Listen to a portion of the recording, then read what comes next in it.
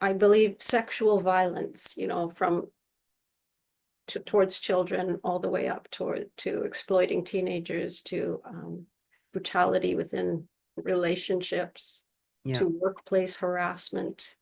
It just all seems it's part of the same problem, even though I know there is pedophilia, that's a certain thing.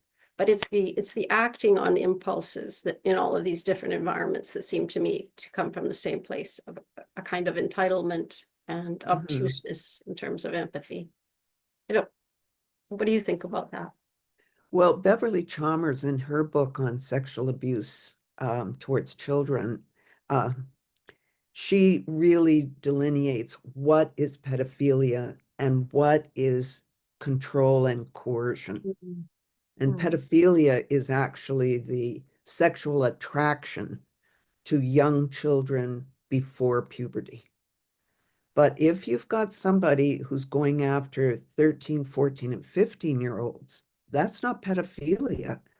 That's actually this man's sense that he wants control.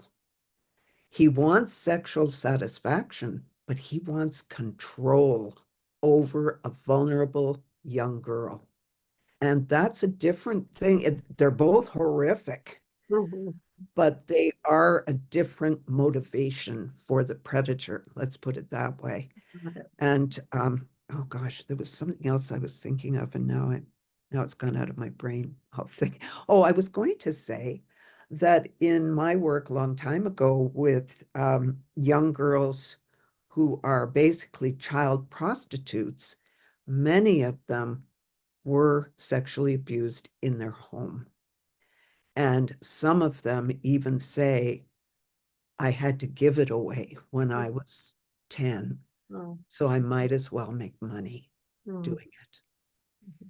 And so that that corridor, if you will, is not only a physical corridor, but there's an emotional corridor that leads some young girls from being sexually abused to becoming child prostitutes and then teen prostitutes. It's almost as though they haven't known any other kind of life.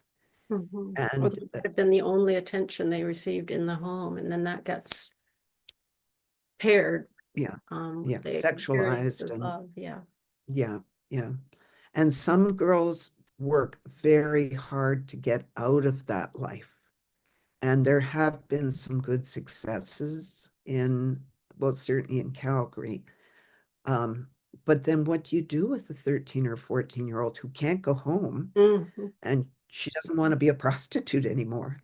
So there have to be like group homes and that kind of thing that I involve think we have therapy.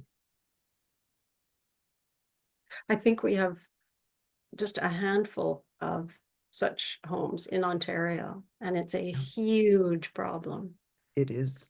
Yes, you're right. There's not enough access to help and a place for kids to live and not be punished. I mean, in the olden days, we had the training schools, Oh, which were yeah. virtually prisons. And most of the girls who went to training schools had been sexually abused. Not in the school necessarily. They may have been there too, but in their own homes or schools. Right. Yes, you mentioned the training schools in your book. It's a really Yeah. interesting part of another piece to this whole puzzle of a community that can ignore children and their needs. Yes.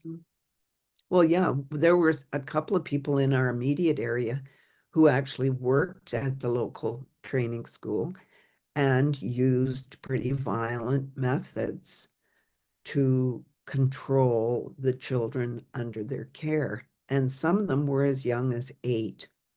And then they would let them go. They would, release them when they were about 16.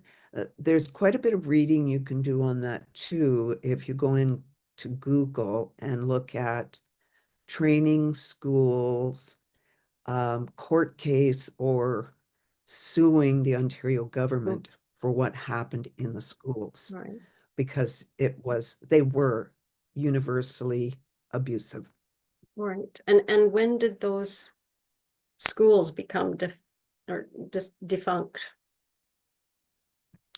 Well, it was fairly recent, I think the Oh, God. 70s, and it was 70s or 80s. I don't have that information at my fingertips, but It's just anytime there's a power imbalance, it's seen as a mistake for there to be any sexual relationship. At yeah, least a mistake. And in cases with children, obviously it should be illegal. yeah. Well, I mean, many professions like mine, psychology, there are explicit rules that psychologists are not allowed to have sexual relationships with their clients. And it's a line that is crossed many times. Right. And the same with doctors. I mean, how many doctors have gone across that line and molested their young patients or even older patients? So these professions are supposed to, well, I guess they're supposed to police themselves. Mm. That's part of the problem. Yeah.